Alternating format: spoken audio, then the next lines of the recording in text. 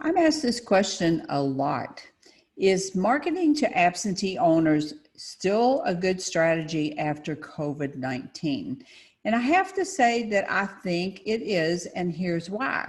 You've probably heard me say before that time and circumstances change all things, and this is certainly true with out-of-state absentee owners. However, there are some things to consider when buying tenant-occupied properties.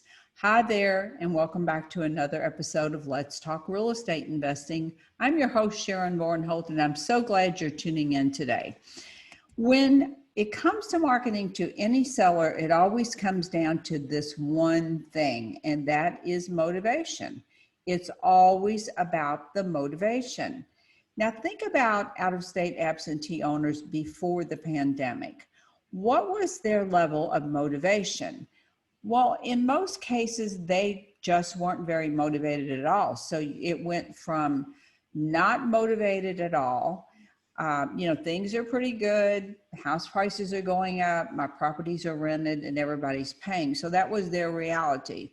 Then maybe they started thinking a little bit about selling the property at some point in time. They're still in the thinking stage though. So they haven't taken any action, which brings you to the next stage. And that is that they may be getting really fed up, but they still haven't taken any action. So they may have a situation where their tenant's not paying or not paying regularly, but they pay most of the time. And it's such a hassle to deal with that property all the way across the country that they're just kind of putting up with the situation. They really don't like being a long distance landlord so much, but they're putting up with the situation. Now, another scenario is that they may have plans to sell the property down the road, maybe in a few years when they retire or when their last child is out of college. They may have have had a plan in place for a time for when they were going to make changes with this rental property that was somewhere else other than where they're located.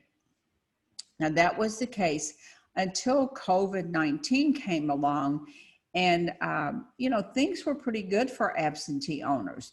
Like I said, house prices were good. The inventory was low in most places, which meant they knew they could sell the property pretty easily, and that the prices were continuing to go up. So it wasn't unusual before COVID-19 for absentee owners to get multiple offers on their property. That's still true today in some cases. So when it's certainly true when it comes to their personal residence, since COVID-19, the inventory is low, but that's also true for some buy and hold properties too. If they've got tenants that are paying the rent every month, they're not in any big hurry to sell their property. So forget about paying rent on time every month. If they're just getting their rent every month, they're pretty happy campers. So let's talk about marketing to this group of people. The ones that aren't so lucky, let's talk specifically about marketing to absentee owners that aren't so lucky. Now, as you can probably guess, there are a lot of buy and hold landlords across the country that have not been getting their rent since this mess got started. In most cases, that would be since March of 2020. Some landlords have gotten some of the rent, and initially it may even be that they got most of the rent. But while the situation continues to go on, some tenants have lost their jobs. Some tenants are no longer getting unemployment, or they're getting reduced unemployment.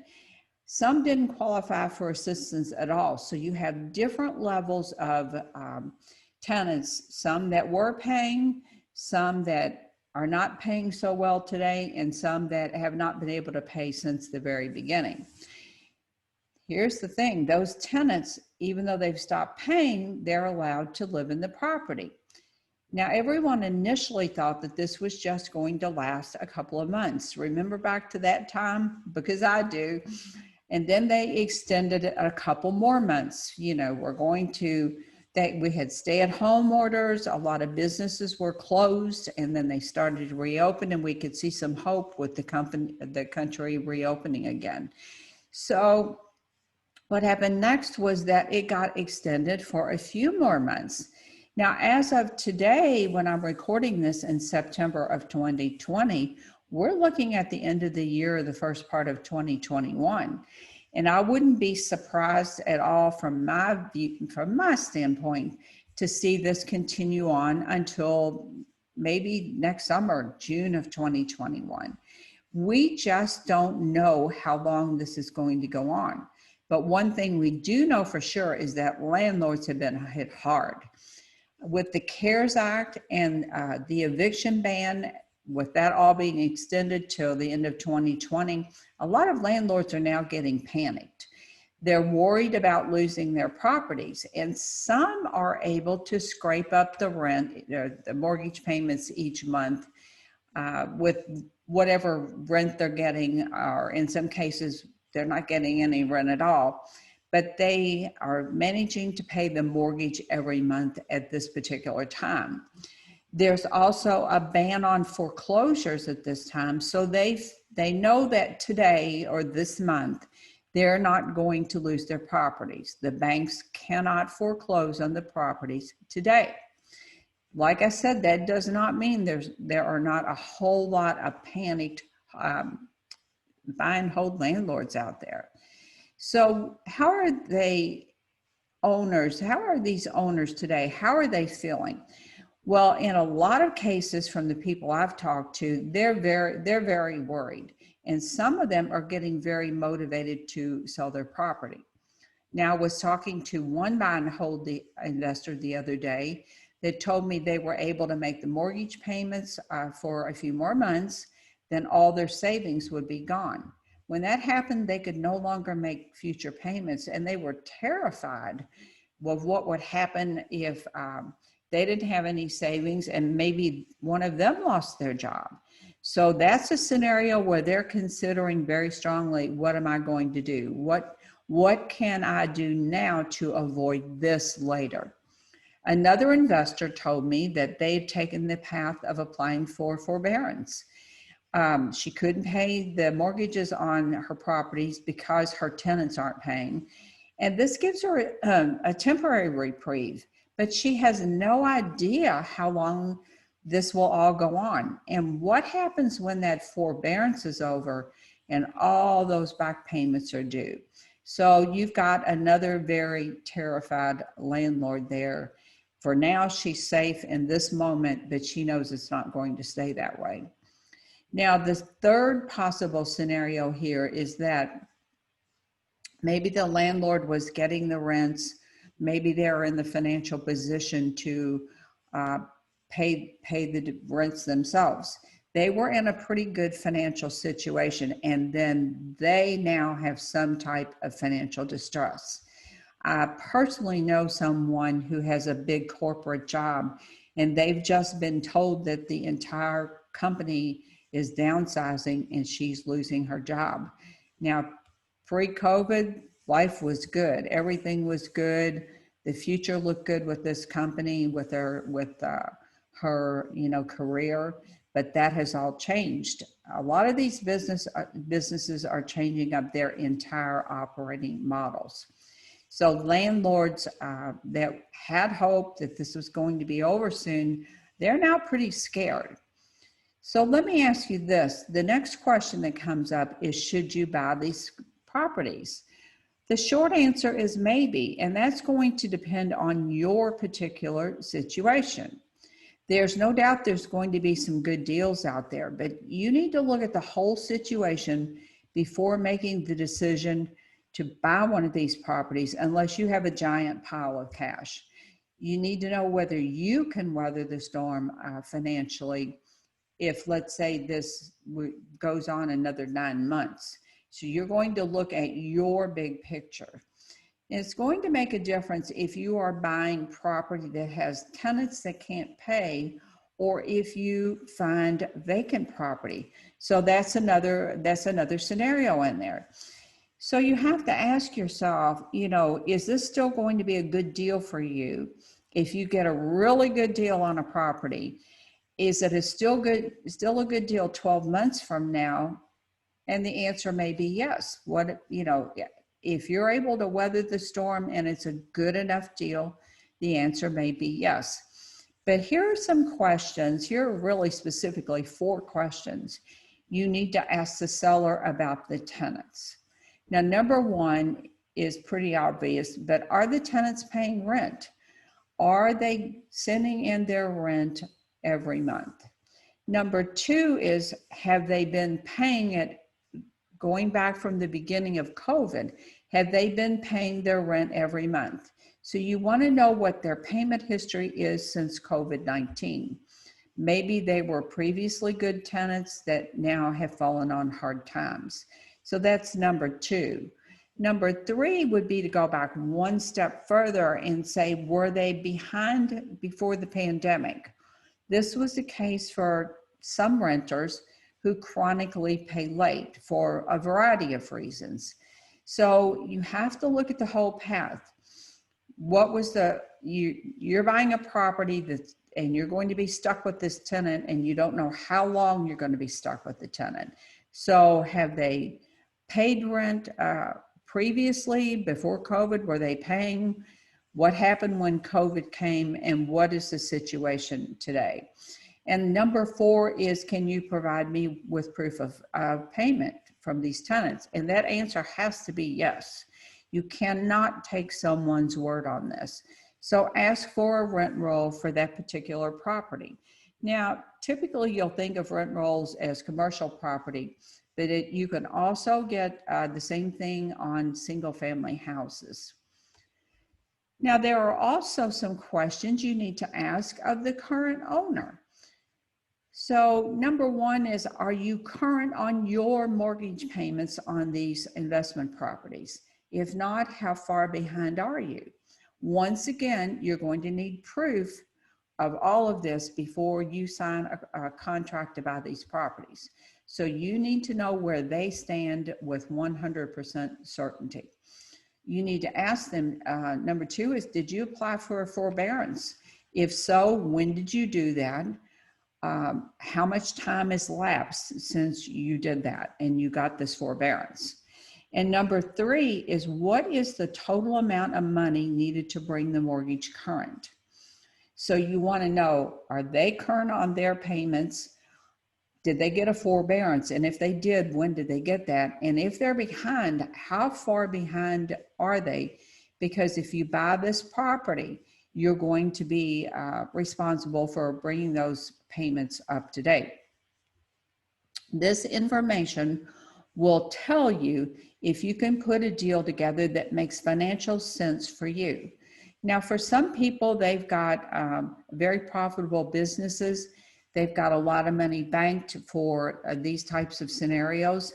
They'll be okay picking up these properties, even if they have to hang on to them for a while. For the small investor who does not have those resources, it may be a totally different answer. It may also be a different answer. It will be a different answer in most cases if the property is vacant rather than tenant occupied with a tenant that's a non-paying tenant. So if you find yourself in this situation, what it means is that you've got some decisions to make. A lot of these homeowners, these real estate investors, will decide that their number 1 priority is saving their credit and or their personal residence rather than worrying about the rental property. So there will be buy and hold landlords out there just looking for a way out. They want to save their credit. They want to save their ability to come back into the market, and they can't do that if they have a foreclosure of their personal residence or foreclosures on rental properties. They're going to be all about not having any of those things happen to them. So they'll be looking for a way out because they can see the future. If they are an experienced landlord, they're going to know that once the moratorium on evictions and foreclosures is lifted, It's going to be the wild, wild west out there where real estate is concerned. Things are going to change rapidly. So these are all decisions that you need to know the answer to today. So my final advice is just make sure it's a good decision for you. If you can buy a distressed property, even with some of these challenges, and you buy it at a really good, and it's a really good deal, and it makes sense for you, then you will have to figure that out. But there's going to be a lot of opportunity in the next 12 to 18 months in real estate investing. This is especially true, if the property is vacant and you can choose your own tenant. You at least have a better chance of being sure that they're gainfully employed and you can make smarter decisions. So I would love to know your thoughts on the topic. What do you think the future of real estate looks like? I have an app on the blog, the Louisville Gals Real Estate blog, called SpeakPipe. You can just send me a message over there. I would love to hear from you. You can just send me an email. I would love to know what you think, what your business is going to look like in 12 to 18 months from now. What do you think the opportunities are for you personally and the challenges? One thing I wanted to give you a heads up about is I'm going to be taking my quick start marketing plan template off of the blog.